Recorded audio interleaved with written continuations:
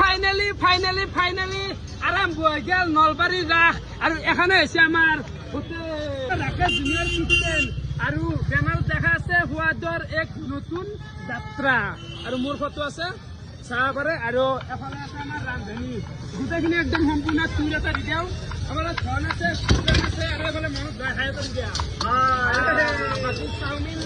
কণী গোটেইখিনি একদম বিশাল আয়োজন কৰা হৈছে আৰু বহুত কিবা কিবি আইটেম আছে আৰু এফালে চাব পাৰে 100 গেছ পানী 100 গেছ পানী বাইদেউ কেনে হৈছে আলোচনা তুমি খোৱাই নাই দেখোন চাওমিন আহি আছে মানে অলপ হেভি খাব মানে খাদ্যটো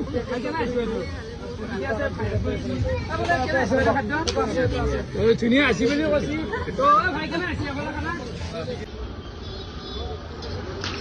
ঘুগনিটো চাম এতিয়া ঘুগনিটো সুন্দৰ ঘুগনি ফালি